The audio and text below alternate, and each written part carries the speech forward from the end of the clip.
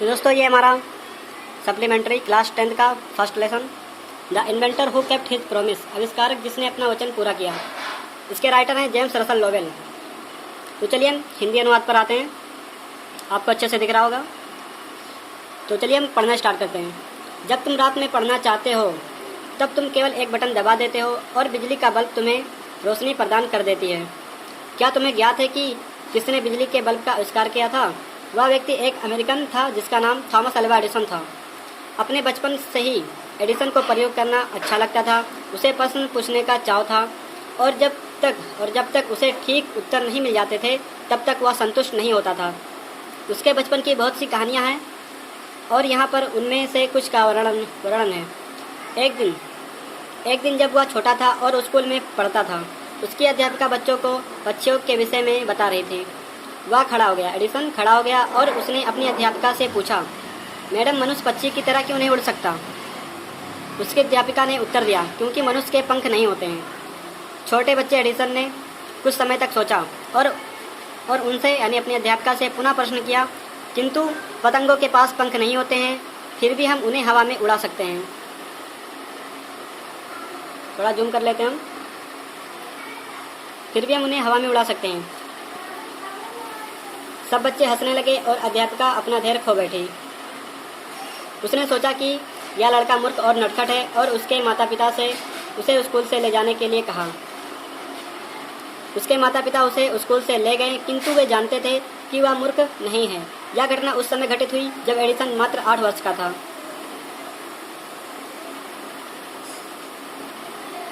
थोड़ा हम सही कर लें। यह घटना तब घटित हुई जब एडिसन मात्र 8 वर्ष का था। छोटे बच्चे एडिसन को अपनी माता सबसे अच्छी अध्यापिका लगी। वह उसके सब प्रश्नों का उत्तर धैर्यपूर्वक देती थी, अर्थात उसके प्रश्नों को सुनकर मस्तिष्क का संतुलन नहीं खो बैठती थी। अपनी माता की सहायता तथा निर्देशन से एडिसन ने अच्छी उन्नति की। वह वस्तुओं और घटनाओं का अवलोकन बहुत सावधानी के साथ किया करता था और बहुत से एक्सपेरिमेंट किया करता था। उसके कुछ प्रयोग मूर्खतापूर्वक होते थे, किंतु उसने उन प्रयोगों से बहुत कुछ सीखा। हम आगे चलते हैं। अगला पैराग्राफ। एक सुबह वह एक चिड़िया को ध्यान से देख रहा था। यह उड़कर ज़मीन पर आई और चोंच में कुछ कीड़े उठाए और उड़ गई। इसे देखकर एडिसन ने अपने आप से कहा, चिड़िया उड़ने में समर्थ हैं क्योंकि वह कीड़े खाती हैं। मनुष्य भी उड़ सकता है अगर वह कीड़े खाएं। एडिसन ने खुद सोचा कि चिड़िया अगर कीड़े खाती हैं और उड़ती हैं, तो मनुष्य भी अगर कीड़े खाएगा तो मनुष्य भी उड़ सकता है। चलिए हम आगे पढ़ते हैं। वह किसी पर अपने प्रयोग का परीक्षण करना चाहता था।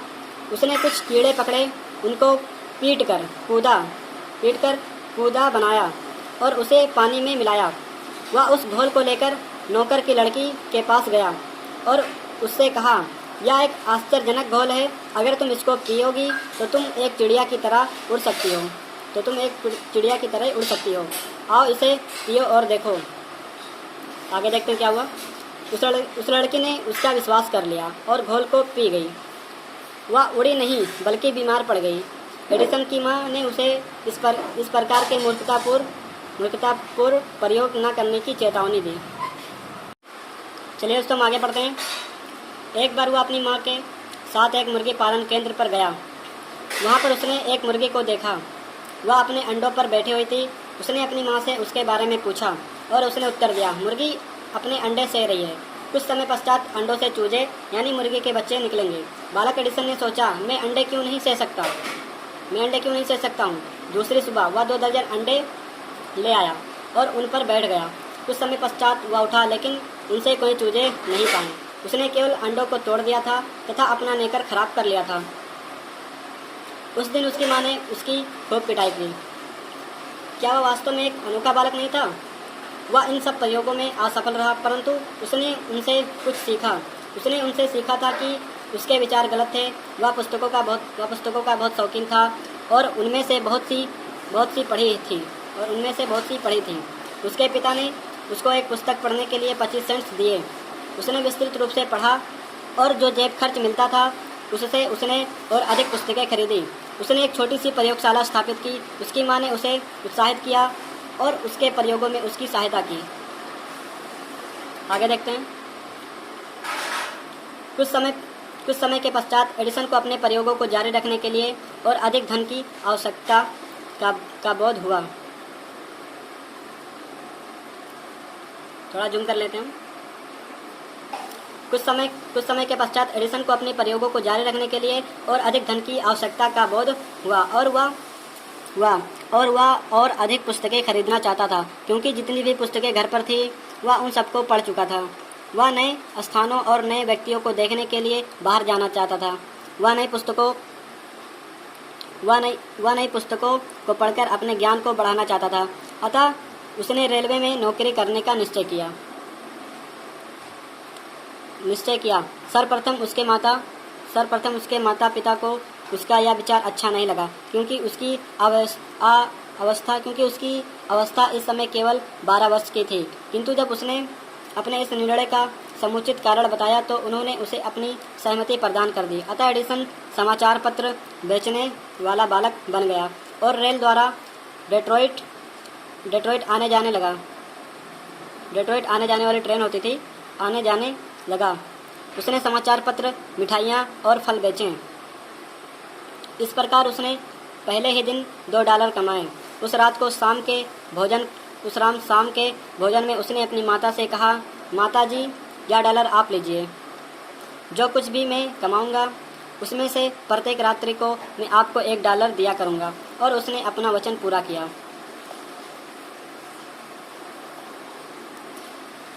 एक या दो वर्ष पश्चात एडिसन ने अपना समाचार पत्र निकाला। उसने एक पुराना छापाखाना खरीदा और रेलगाड़ी के अपने डिब्बे में इसे लगाया। उसने अपने समाचार पत्र को संपादित किया और छापा और समाचार पत्र की काफ़ी प्रतियां बेची। इस प्रकार उसने और अधिक धन कमाया। समाचार पत्र की प्रतियां बेचने से जो धन उसे प्राप्त हुआ उससे उसने अपनी एक छोटी सी प्रयोगशाला रेलगाड़ी के अपने डिब्बे में स्थापित की। जब वह 15 वर्ष का था तो एक दुर्घटना घटी जिसने उसकी जीवन चक्र को प्रभावित कर दिया। जब वह प्रयोगशाला में प्रयोग कर रहा था, एक कोने पर रेलगाड़ी मुड़ी। एकदम झटका लगा और थोड़ा सा फास्फोरस उसके डिब्बे के फर्श पर गिर पड़ा और उसमें आग लग गई। आग बुझाने से पहले ही समाचार पत्रों में आग लग गई। आग फैलने लगी और एडिसन सहायता के लिए चिल्लाया। रेलवे का गार्ड उसके डिब्बे में आया और दोनों ने मिलकर आग पर काबू किया। किंतु यह एडिसन की रेलवे सेवा का अंत था। आगे के दूसरे स्टेशन पर उसे रेल सेवा से मुक्त कर दिया गया।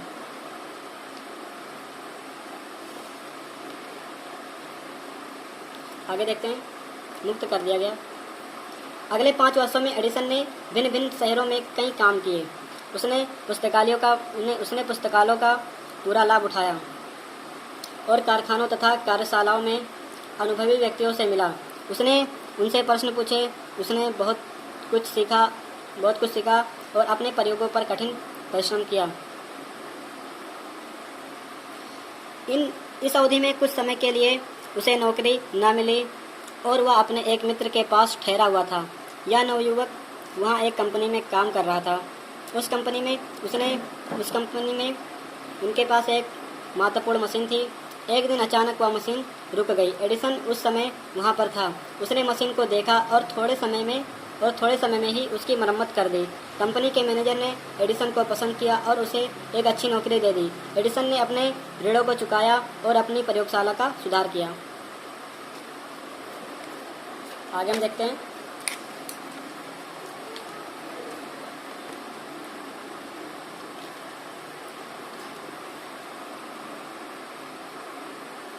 अगले 6 वर्षों में एडिसन ने कई आविष्कार किए।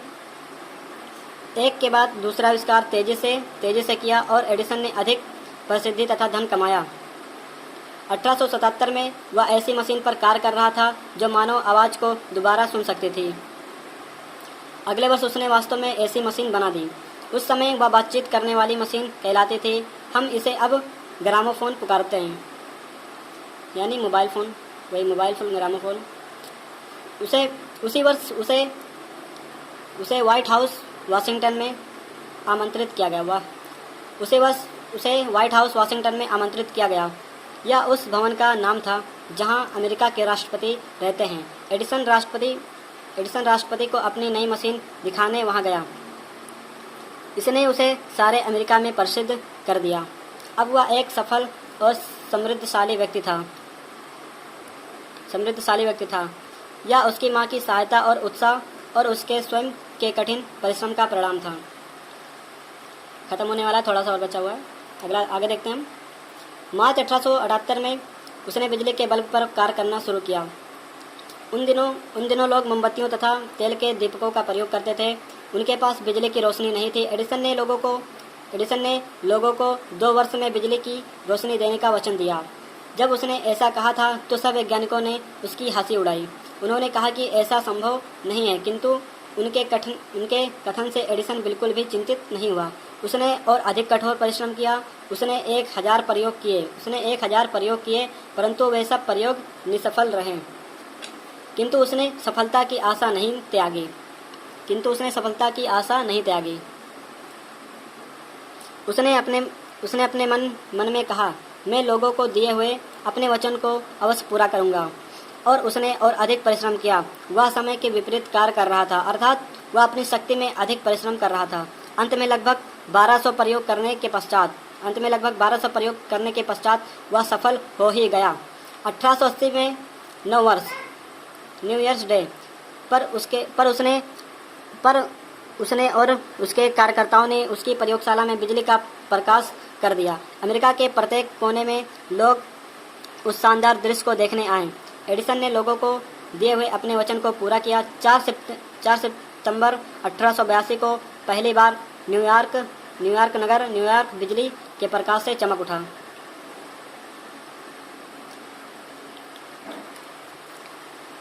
आगे देखते हैं। प्रथम विश्व युद्ध के समय एडिसन ने अपने देश की सेवा की। युद्ध के समय उसने 40 आविष्कार किए और उसे अपनी सेवाओं के लिए एक पदक दिया गया।